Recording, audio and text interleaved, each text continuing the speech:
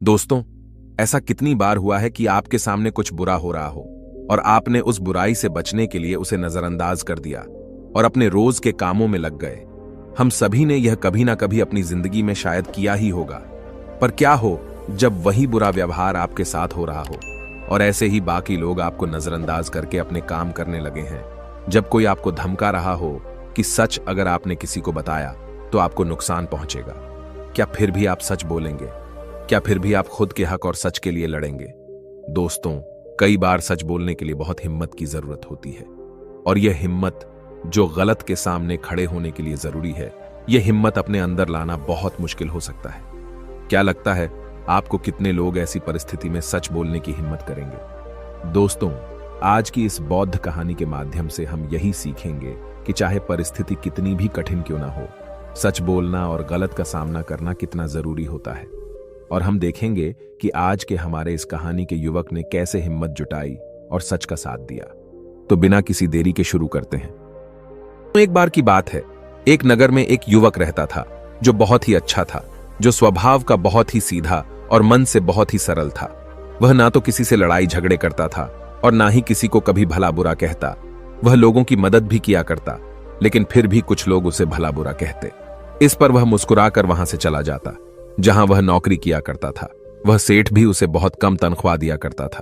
तब भी वह कभी अपने सेठ का विरोध नहीं करता, बल्कि हंसकर उसके सारे आदेशों का पालन किया करता और खूब मन लगाकर काम किया करता। उसकी भलाई के कारण हर कोई जो भी उससे मिलता उसे दबाने की कोशिश करता, उसे डराने की कोशिश करता। उसके इस सीधे साधे व्यवहार के कारण लोग उसे पागल भी कहते थे और कई तो यह भी कहते कि वह अपने जीवन में कभी कुछ नहीं कर पाएगा। यह तो बहुत ही सीधा है और आज के जमाने में इतना सीधा होना भी अच्छी बात नहीं है। वह युवक गरीब था, लेकिन वह कभी किसी से शिकायत नहीं करता था। वह नौकरी करके पैसे इकट्ठा किया करता ताकि वह अपनी गरीबी से बाहर निकल सके। लेकिन जब भी वह गरीबी से बाहर निकल की कोशिश करता तो कुछ लोग आते और उसकी वह जमा पूंजी उससे लेकर चले जाते। कभी उसके रिश्तेदार आते तो कभी उसका कोई सगा संबंधी, जो अपना दुख दर्द दिखाकर, अपना दुख दर्द सुनाकर उसका जोड़ा हुआ एक एक रुपया उससे ले जाते और वह युवक कुछ नहीं कर पाता। वह तो केवल यही सोचता रहता था कि वह एक अच्छा आदमी है और अच्छे आदमी कभी किसी पर अत्याचार नहीं करते, वह कभी किसी का विरोध नहीं करते। वह तो स्वयं में खुश रहते हैं और दूसरों की मदद भी करते हैं। इन सारी बातों से वह अपने आप को समझा लेता। एक दिन की बात है, उसने देखा कि उसका एक मित्र चोरी चकारी करके, बेईमानी करके, गलत काम करके आज बहुत धनवान बन चुका है और उसके पास अत्यधिक खुशियां हैं, पैसा है और यह समाज उसे सम्मान भी देता है। वह ना तो दान करता है और ना ही लोगों की मदद करता है, बल्कि वह तो दूसरों पर अत्याचार करता है।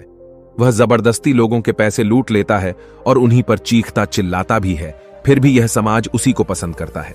लेकिन मैं एक सीधा साधा इंसान हूं, मैं एक अच्छा युवक हूं, फिर भी मुझे कोई पसंद नहीं करता। मुझे तो सब लोग पागल समझते हैं और मेरे जीवन में तो केवल दुख ही दुख है। वह युवक मन ही मन यह सोच रहा था कि तभी उसके मन में एक और विचार उत्पन्न हुआ। वह यह सोचने लगा, क्या मुझे बुराई का रास्ता अपना लेना चाहिए? एक दिन वह अपने मालिक के घर पर काम कर रहा था। तभी अचानक उसके हाथों से एक सामान गिर कर टूट गया जो कीमती था। इस पर उसके मालिक ने उसे बहुत खरी खोटी सुनाई, उसकी पिटाई की और कहता है, तुझे अब से 1 साल तक मेरे यहां पर मुफ्त में काम करना होगा। क्या तुझे नहीं पता था कि यह कितनी कीमती चीज है? अब से 1 साल तक मैं तुझे कोई पैसे नहीं देने वाला हूं। वह युवक रो रहा था, गिड़गिड़ा रहा था, लेकिन उसके मालिक ने उसकी एक नहीं सुनी। वह रोता हुआ अपने घर जा रहा था। उसी रास्ते से एक बौद्ध भिक्षु भी गुजर रहे थे। उन्होंने जब उस युवक के रोने की आवाज सुनी तो वह उस युवक के पास आए और उस युवक से कहते हैं, यह सब कैसे हुआ? तुम्हारे शरीर पर तो बहुत जख्म है, लाओ मैं तुम्हें मरहम लगा देता हूं ताकि तुम्हें कुछ आराम मिल सके। इतना कहकर उन भिक्षु ने युवक के शरीर पर कुछ जुड़ी बूटियों का लेप लगाया, जिससे उस युवक को अपने दर्द से थोड़ी राहत मिली। इस पर वह युवक उन बौद्ध भिक्षु से कहता है, हे गुरुवर, आप तो ज्ञानी मालूम पड़ते हैं, क्या आप मेरी एक बात का जवाब देंगे? इस पर वो बौद्ध भिक्षु कहते हैं, पूछो। तभी वह युवक उन बौद्ध भिक्षु से कहता है, हे गुरुवर, अच्छे लोगों के साथ बुरा क्यों होता है? मैं बहुत सीधा साधा इंसान हूं, मैंने कभी किसी का बुरा नहीं किया, ना ही मैंने कभी किसी को अपशब्द कहे, बल्कि जो भी मेरे पास मदद मांगने आता है मैं उसकी मदद भी कर देता हूं। लेकिन अब तक मेरे साथ कभी कुछ अच्छा नहीं हुआ। मैं हमेशा दुख में जीता हूं, जबकि इस दुनिया में ऐसे बहुत सारे बुरे लोग हैं जो अपना जीवन सुखी सुखी जी रहे हैं, जबकि वह लोगों को लूटते हैं, लोगों के पैसे छीन लेते हैं, लोगों पर अत्याचार करते हैं। फिर भी समाज उन्हीं को पसंद करता है, उन्हीं का सम्मान करता है। आखिर ऐसा क्यों होता है? ऐसे में क्या हमें भी बुराई का रास्ता अपना लेना चाहिए? क्या हमें भी बुरा बन जाना चाहिए? उन भिक्षु ने उस युवक की सारी बातें ध्यानपूर्वक सुनी। उसके बाद वह उस युवक को जवाब देते हुए कहते हैं, भंते, जिसके कर्म बुरे हैं उसके कर्म का फल उसे अवश्य मिलेगा, और वह अवश्य रूप से बुरा ही होगा। जिसके कर्म अच्छे हैं उसे भी उसके अच्छे कर्मों का फल अवश्य मिलेगा, और वह आवश्यक रूप से अच्छा ही होगा। तभी वह युवक उन गुरुवर की बात काटते हुए कहता है, हे गुरुवर, क्या आप जो कह रहे हैं वह सच है? क्या मैं आप पर भरोसा कर सकता हूं? क्योंकि इस दुनिया में तो मुझे सब उल्टा ही नजर आता है। मुझे तो अच्छों के साथ बुरा और बुरों के साथ अच्छा ही होते हुए नजर आता है। इस पर वह बौद्ध भिक्षु उस युवक से कहते हैं, भंते, जैसा मैंने कहा वह बिल्कुल सत्य है, और आने वाले समय में यह तुम अच्छी तरह से जान भी जाओगे। इतना कहकर वो बौद्ध भिक्षु वहां से चले गए। वह युवक वहीं पर कुछ देर बैठा रहा और उन बौद्ध भिक्षु की बातों पर विचार करता रहा, और वह यह सोच रहा था, चलो, मेरे पास धन दौलत ना सही, रुपया पैसा ना सही, समाज का मान सम्मान ना सही, पर मैं एक अच्छा इंसान तो हूं, और मेरी अच्छाई का फल मुझे कभी ना कभी तो जरूर मिलेगा। इतना सोचकर वह वापस अपने घर लौट गया। कुछ दिनों बाद वह युवक जंगल के रास्ते से अपने मालिक के घर जा रहा था। तभी रास्ते में राजा के सैनिकों ने उसे घेर लिया, उसका चेहरे पर काला कपड़ा डाल दिया और उसके हाथ बांध दिए, और फिर उसे धक्के मार मार कर वो उसे ले जाने लगे। इस पर वह युवक जोर जोर से चिल्लाता रहा और उन सैनिकों से पूछता रहा, मुझे कहा ले जा रहे हो, और मेरा क्या कसूर है? वह बार बार एक ही बात दोहरा रहा था, लेकिन सैनिकों ने उसकी किसी भी बात का कोई जवाब नहीं दिया। वह बस उसे मारते पिटते ले जाने लगे। काफी देर तक जब वह युवक एक ही सवाल करता रहा, तभी एक सैनिक उसकी इस बात का जवाब देते हुए कहता है, अरे मूर्ख, तुझे नहीं पता, तुझे राजा ने मृत्यु दंड दिया है और कहा है कि तुम्हें ऊंचे पहाड़ से ले जाकर नीचे फेंक दे। इसलिए हम तुम्हें एक ऊंचे पहाड़ की तरफ ले जा रहे हैं, जहां से तुम्हें नीचे फेंक दिया जाएगा। इतना कहकर वह सभी सैनिक हंसने लगे। तभी वह युवक एक बार फिर उन सैनिकों से कहता है, किंतु क्या है मेरा कसूर? एक बार मुझे राजा से मिलने दो। मैं भी तो जानना चाहता हूं कि आखिर मेरी गलती क्या है, जिसके लिए मुझे यह सजा दी गई है। मैंने तो कुछ भी नहीं किया। तभी वह सैनिक हंसते हुए उस युवक से कहता है, हम सभी जानते हैं कि तुमने कुछ भी नहीं किया, और तुम्हारी अंतिम इच्छा जानकर मैं तुम्हें सब कुछ सच सच बताता हूं, तो ध्यान से सुनो। दरअसल बात यह है कि राजा ने आज सुबह ही चोर को मृत्यु दंड दिया था, और हमें उसे पहाड़ी से ले जाकर नीचे फेंकना था। लेकिन वह चोर बहुत चालाक था। उस चोर ने हमसे कहा कि अगर हम उसे छोड़ देंगे तो वह हम सभी को 1000 सोने के सिक्के देगा। इसलिए हमने उसे छोड़ दिया। लेकिन हमें अपना कर्तव्य भी तो पूरा करना है। राजा के आदेश को तो हमें पूरा करना ही होगा। इसलिए हमें किसी ना किसी को तो वहां से फेंकना ही होगा, ताकि राजा तक यह समाचार पहुंच सके कि चोर को मृत्यु दंड दिया जा चुका है। इसीलिए हमने तुम्हें पकड़ लिया, और भला तुमसे अच्छा हमें मिल भी कौन सकता है? तुम्हारा ना तो कोई आगे है ना कोई पीछे जो तुम्हारे बारे में पूछताछ कर सके, और हमें कोई पकड़ भी नहीं पाएगा, और राजा को भी यह बात कभी नहीं पता चलेगी कि आखिर वह चोर कहां गया। इसलिए ईश्वर का नाम लो और शांति से मृत्यु को प्राप्त हो जाओ। उस सैनिक की यह बात सुनकर वह युवक हैरान रह गया। वह सभी सैनिकों के सामने रोने लगा, हाथ जोड़कर उससे विनती तक की रोया, चिल्लाया, लेकिन किसी भी सैनिक ने उसकी एक नहीं सुनी, और वह उसे जबरदस्ती घसीटते हुए पहाड़ की चोटी पर ले जाने लगे। वह चिल्लाता रहा कि मुझे छोड़ दो, मुझे जाने दो, मैंने कुछ नहीं किया। लेकिन उसकी बातों का किसी पर भी कोई फर्क नहीं पड़ा।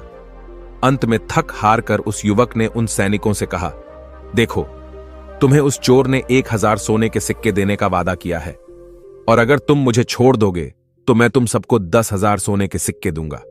इस पर एक सैनिक जवाब देते हुए कहता है, अच्छा, तो अब तुम मुझे पागल बनाने की कोशिश कर रहे हो। तुम्हें क्या हम मूर्ख लगते हैं? तुम एक मामूली से अधिकारी हो, और तुम्हारे पास इतना सारा धन कहां से आएगा? इस पर वह युवक उन सैनिकों से कहता है कि तुम मेरे साथ चलो, मैं तुम्हें दिखाता हूं। मेरे पास बहुत धन है, और यदि मेरे पास धन ना मिले तो तुम मुझे एक बार फिर से यहां ला सकते हो, नहीं तो तुम चाहो तो मुझे वहीं मार सकते हो। तुम्हारे पास तो हथियार भी है, और मैं बिना किसी हथियार के तुम सभी का क्या बिगाड़ पाऊंगा। उस युवक की यह बात सुनकर वे सभी सैनिक एक बार के लिए सोच में पड़ गए। उन सभी ने आपस में मिलकर विचार किया और युवक से कहा, ठीक है, हम तुम्हारी बात मान लेते हैं, लेकिन मेरी एक बात याद रखना, यदि हमें धन ना मिला तो हम तुम्हें वहीं पर मार देंगे। चलो हमें दिखाओ वह धन कहां पर है। इस पर वह युवक कहता है, उससे पहले मेरी आंखों से यह काला कपड़ा तो हटाओ, इसके बिना मैं आपको रास्ता कैसे दिखा पाऊंगा। उन सैनिकों ने उस युवक की बात मान ली और उस युवक के सर पर से वह काला कपड़ा हटा दिया गया। उसके बाद वह युवक उन सभी को एक गुफा में ले जाता है। वह युवक उस गुफा से भली भांति परिचित था। वह गुफा देखने में तो बड़ी सीधी सी लगती थी, लेकिन अंदर से वह एक भूल भुलैया थी। जो भी उसके अंदर एक बार चला जाता, वहां से बाहर निकलना उसके लिए नामुमकिन था। वह युवक उन सभी सैनिकों को उस गुफा के अंदर ले जाता है और मौका मिलते ही वह उन्हें धोखा देकर उस गुफा से बाहर की ओर निकल जाता है और वह सभी सैनिक उस गुफा में फंसकर रह जाते हैं। वह युवक डरा हुआ, सहमा हुआ, तेजी से भागता हुआ जंगल के रास्ते से जा रहा था। उसे डर था कि वह सैनिक उसका पीछा कर रहे हैं। वह यदि उस गुफा से निकल जाएंगे तो वह उसे पकड़ लेंगे, इसीलिए वह तेजी से भागता हुआ जा रहा था। तभी रास्ते में उसे वही बौद्ध भिक्षु दिखाई दिए। तभी वह भागता हुआ उन बौद्ध भिक्षु के पास पहुंचा और वह युवक उन बौद्ध भिक्षु से कहता है कि हे गुरुवर, आपने तो कहा था जिसके बुरे कर्म होते हैं उसे बुरा फल मिलता है और जिसके कर्म अच्छे हैं उसे अच्छा फल मिलेगा। लेकिन आज तो मैंने यह देख भी लिया और जान भी लिया कि जिनके कर्म बुरे होते हैं वही सुखी रहते हैं, और रही बात अच्छे कर्म करने वालों की तो उन्हें तो जिंदगी भर दुख ही भोगना पड़ता है। इसके बाद उस युवक ने अपने ऊपर बीती हुई सारी घटना उन बौद्ध भिक्षु को सुनाई और फिर उन बौद्ध भिक्षु से पूछता है, अब बताइए, मैंने ऐसा कौन सा बुरा कर्म किया जिस कारण आज मुझे मौत की सजा मिल रही थी, और वह भी ऐसा कर्म जो मैंने किया ही नहीं। इस पर वह बौद्ध भिक्षु मुस्कुराते हुए उस युवक से कहते हैं, भंते, तुम्हारे कर्म बुरे ही तो हैं, तभी तो तुम्हें यह सब सहना पड़ रहा है। यह सुन वह युवक थोड़ा सा आश्चर्यचकित हुआ और उन बौद्ध भिक्षु से कहता है, हे गुरुवर, आप ये क्या कह रहे हैं? मैंने कभी किसी का बुरा नहीं किया, मैंने किसी को आज तक अपशब्द तक नहीं कहे, फिर मेरे कर्म बुरे कैसे हो सकते हैं? मैंने तो कोई भी बुरा काम नहीं किया, ना ही मैंने चोरी की, ना ही किसी से बेईमानी की, किसी को सताया तक नहीं, किसी को भला बुरा तक नहीं कहा, फिर मेरे कर्म बुरे कैसे हो सकते हैं? इस पर वो बौद्ध भिक्षु उस युवक से कहते हैं, भंते, अपने हक और अधिकार के लिए ना लड़ना, यह भी तो बुरा कर्म है। जब तुम पर कोई अत्याचार करता है तुम उसका विरोध नहीं करते। क्या यह बुरा कर्म नहीं है किसी का साथ अत्याचार ना करना? लेकिन दूसरों के साथ अत्याचार होते हुए देखकर चुप रहना, यह भी तो बुरा कर्म है। सही होते हुए भी चुपचाप रहना, क्या यह बुरा कर्म नहीं है? हम शक्तिहीन हैं, असहाय हैं, हमारी मदद कौन करेगा, यह समझकर असत्य के सामने बार बार झुक जाना, क्या यह बुरा कर्म नहीं है? बुराई में सुख है, यह देखना भी एक बुरा कर्म ही है। तो अब मैं तुमसे सवाल करता हूं, बताओ मुझे इनमें से कौन सा काम ऐसा है जो तुमने अब तक नहीं किया? उन बौद्ध भिक्षु की यह सारी बातें सुनकर वह युवक स्तब्ध रह गया। उसे कुछ भी समझ नहीं आ रहा था कि वह उन बौद्ध भिक्षु के इस प्रश्न का क्या जवाब दे। काफी देर सोच विचार करने के बाद वह उन बौद्ध भिक्षु से कहता है, हे गुरुवर, आप सत्य कहते हैं, ये सारे कर्म मैंने किए हैं और आप सही हैं। ये सारे बुरे कर्म मेरे द्वारा ही किए गए हैं और मैं अपने आप को हमेशा एक अच्छा इंसान मानता था। मैं हमेशा लोगों की मदद करता था, कभी किसी के सामने आवाज नहीं उठाता था और मुझे लगता था कि मैं एक बहुत ही सीधा, सरल और अच्छा व्यक्ति हूं। लेकिन मैं यह नहीं जानता था कि जाने अनजाने मैं बुरे कर्म कर रहा हूं। आगे वह युवक अपने दोनों हाथ जोड़कर उन गुरुवर से कहता है, हे गुरुवर, अगर यह सारे बुरे कर्म है तो अच्छा कर्म क्या है और अच्छा व्यक्ति कौन होता है? इसका जवाब देते हुए वह बौद्ध भिक्षु उस युवक से कहते हैं, भंते, जो हमेशा सत्य के साथ खड़ा रहता है, जो लोगों की मदद करता है, ईमानदारी से अपना कार्य पूरा करता है, जो विनम्र है लेकिन कमजोर नहीं, जो अपने आप पर गर्व कर सकता है लेकिन अहंकार नहीं, जो बुराई को नहीं सह सकता लेकिन अच्छाई के लिए हमेशा प्रयासरत रहता है, जो आलस्य नहीं करता और अपने जीवन को अपने नियंत्रण में रखता है, जो निडर रहता है। तभी वह युवक उन बौद्ध भिक्षु से कहता है, हे गुरुवर, आपने जो कुछ भी कहा वह एकदम सत्य है, लेकिन आप ही बताइए, भला एक गरीब और कमजोर इंसान किसी के सामने कैसे खड़ा हो सकता है, किसी का विरोध कैसे कर सकता है? इस पर वह बौद्ध भिक्षु उस युवक के इस प्रश्न का जवाब देते हुए कहते हैं, भंत, लगता है तुम भूल गए अभी कुछ देर पहले ही तुमने उन सैनिकों के सामने खड़े होकर अपनी सूझबूझ से अपना जीवन बचाया है। व्यक्ति को हमेशा अपने मन से शक्तिशाली होना चाहिए, क्योंकि यह जीवन हमेशा नहीं रहता। डरते हुए जीवन जीने से अच्छा है निर्भय होकर एक दिन खुलकर जी लो।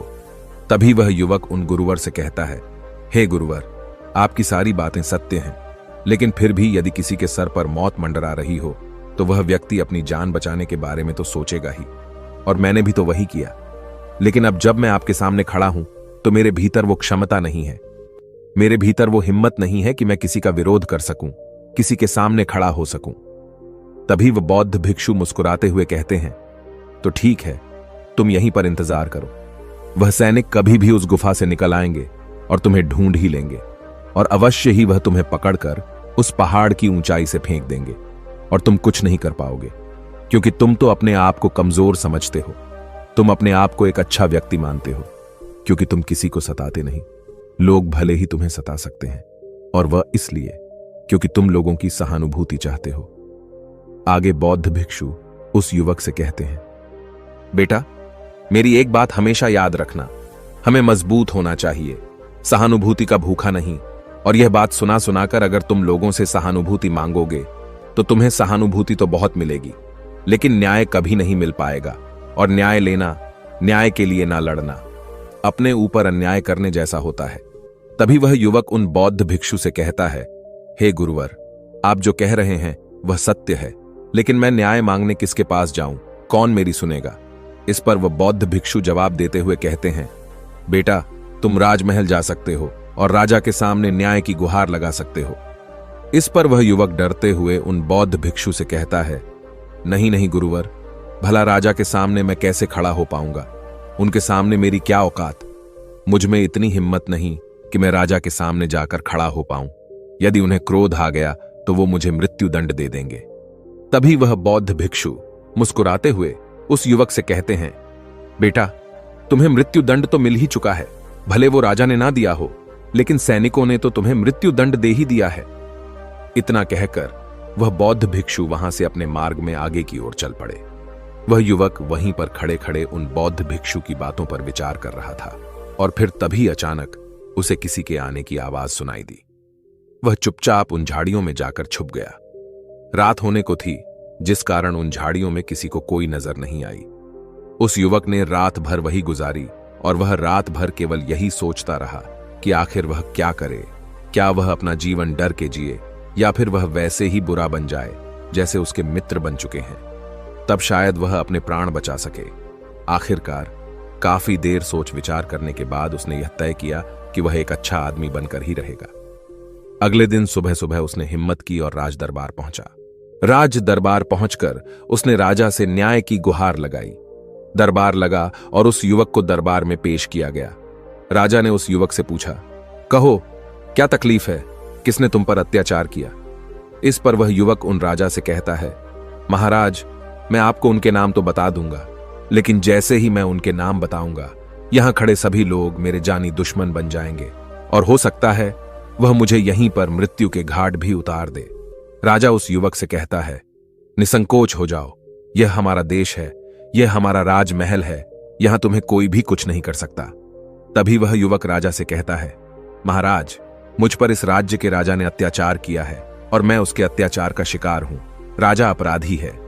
इस बात सुनते ही राज दरबार में बैठे हुए सभी लोग अपने आसन पर से खड़े हो गए, और सभी ने एक आवाज में कहा, राजन, इसे मृत्यु दंड दे दिया जाए। लेकिन राजा ने उनमें से किसी की भी एक नहीं सुनी। राजा ने कुछ देर के लिए सोच विचार किया, और उसके बाद वह राजा कहता है, ठीक है, मैं तुम्हारी बात मानने के लिए तैयार हूं, लेकिन अब मैं चाहता हूं कि तुम अपनी बात स्पष्ट करो। आखिर तुम कहना क्या चाहते हो? यदि तुम्हारी बातों से यह स्पष्ट हो गया कि इस राज्य के राजा ने तुम पर अत्याचार किया है, तो उसे उसकी सजा भी अवश्य मिलेगी, और वह सजा भी तुम ही सुनाओ।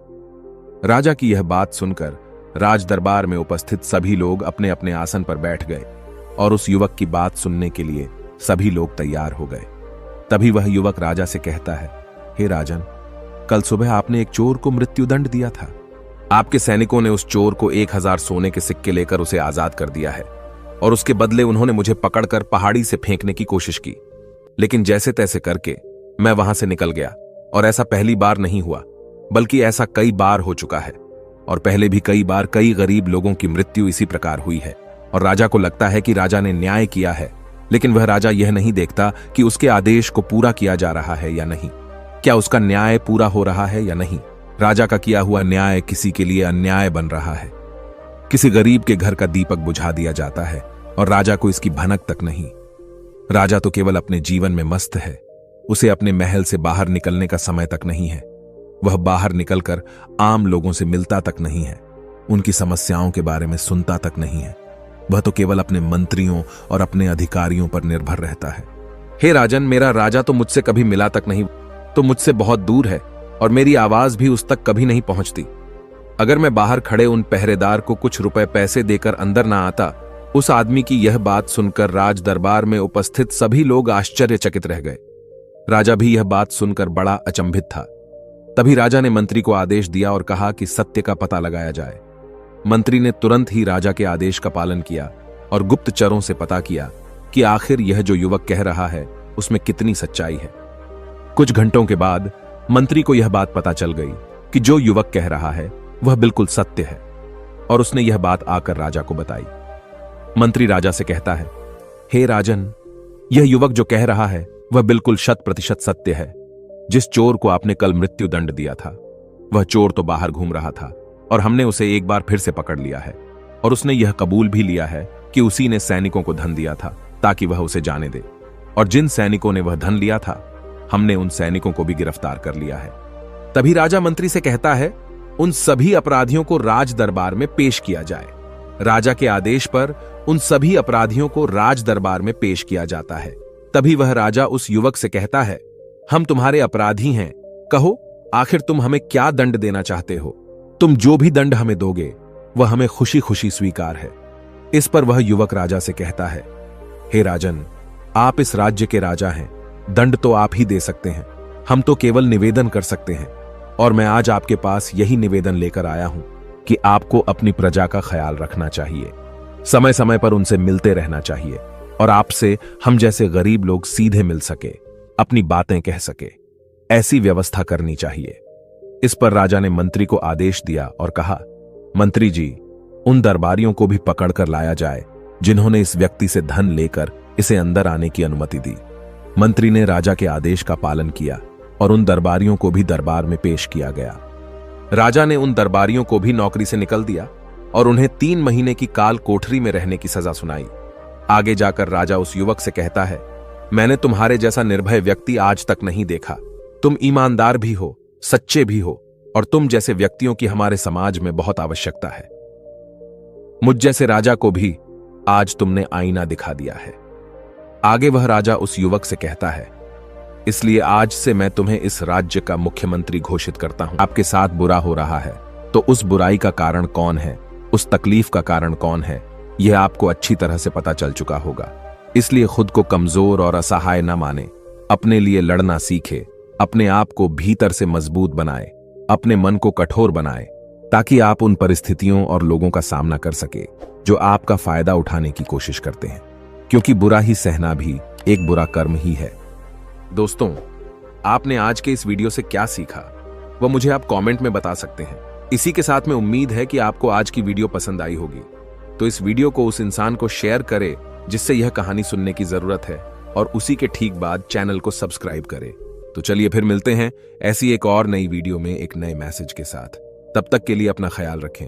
धन्यवाद और नमो बुद्धाय।